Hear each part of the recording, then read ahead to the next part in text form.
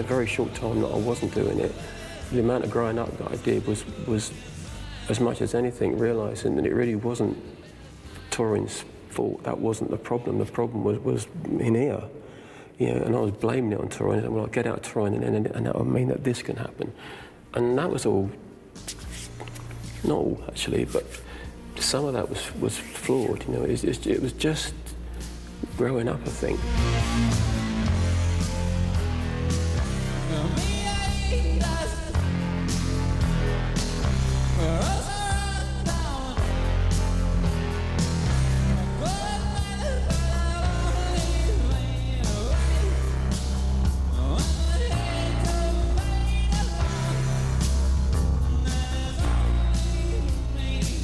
I don't regret the retirement thing, but I regret the way I went about it.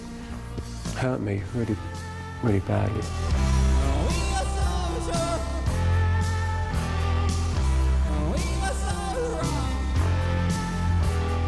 The announcement would prove to be a turning point in Gary's career and heralded a downturn in his fortunes. I think it's had a permanent effect. You know, I think it pretty much finished my career off in one fell swoop there. This has been the greatest 2 years I've ever had in my life. I think you get sucked into this whole pop star kind of life, really. And when it starts to slide away, it's something to miss. And I did, and I just wanted to get that back again.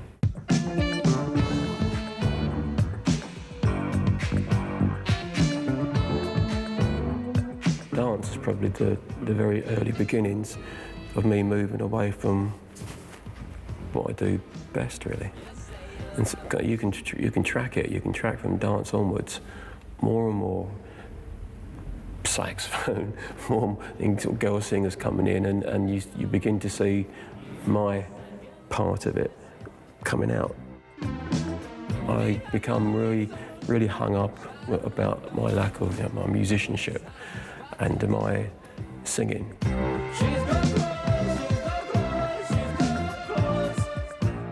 I did want to make the albums more musical, and I wanted the level of musicianship on them to go up, and I wanted them to be more varied. At that time, I didn't want to get stuck in one particular kind of music. I was still looking for sounds and styles and different ways of trying to do it. You're my assassin, but you can't see the crime.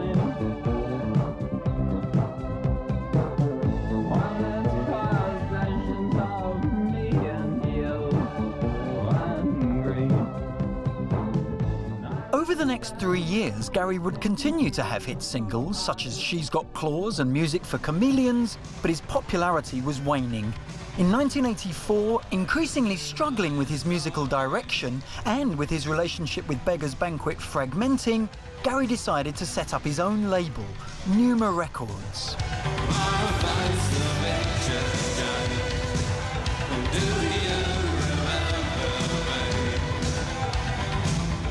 Well, we went with Berserker. That was the first album we put out on our own record label. We left Beggars Banquet, Universal, after Warriors, and that was all a little bit unpleasant and disappointing.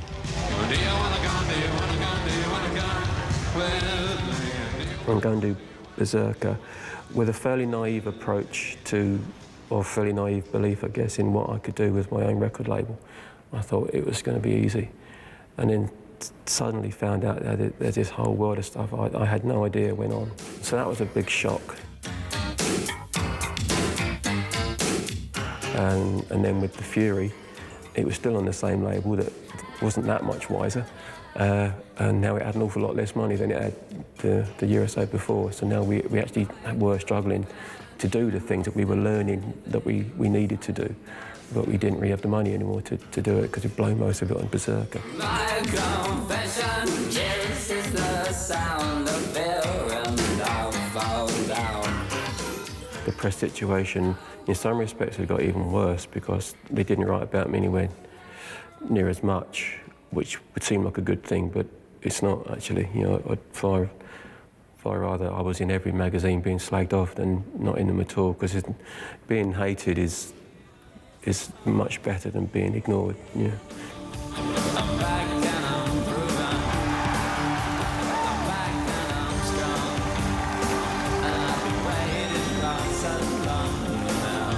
The ongoing financial pressures of running Numan Records were paralleled by Gary's creative frustrations.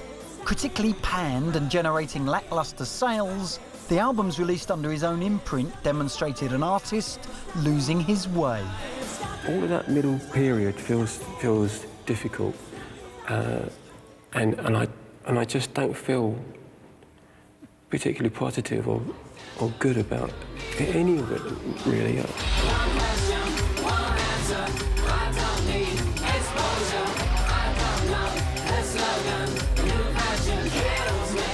wasn't massively into the music, I wasn't massively into the way I looked, it's far from it, but it was all a million miles away from what I should have been doing. I kind of sensed that, but didn't do anything about it.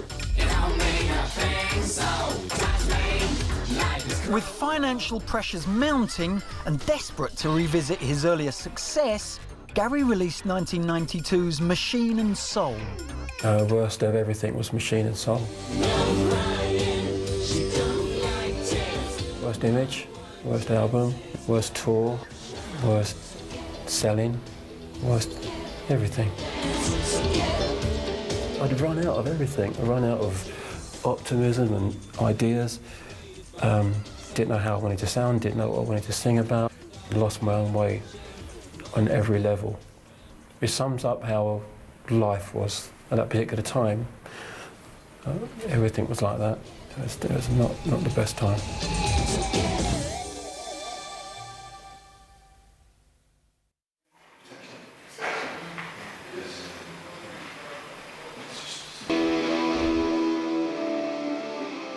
February 2010, and Gary is shooting the video for his new single, The Fall, as he continues to write new material. Thank you, Gary. A full single video is being done in a disused, run-down sanitarium in Lincoln. Brilliant place, actually, but quite scary.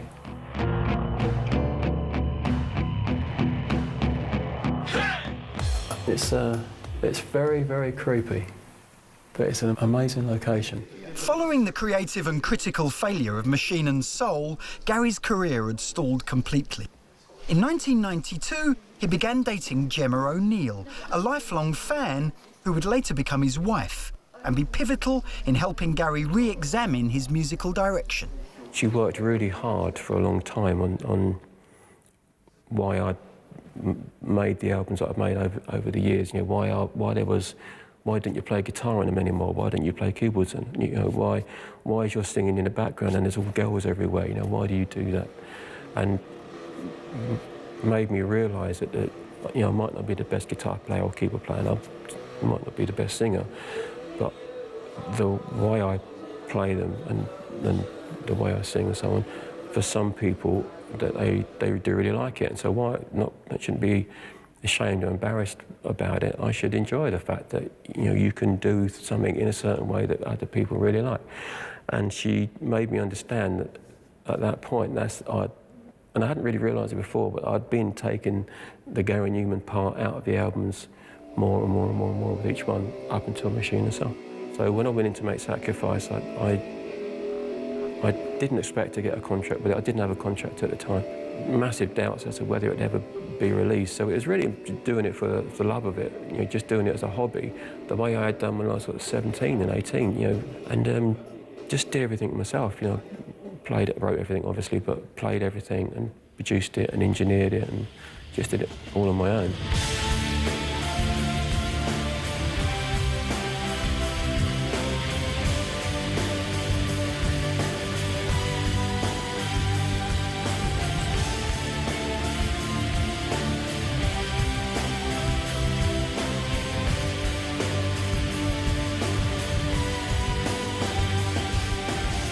I really enjoyed it. You know, the music was very different to what I've been doing before. It was much heavier, much darker, and it felt very, very much as if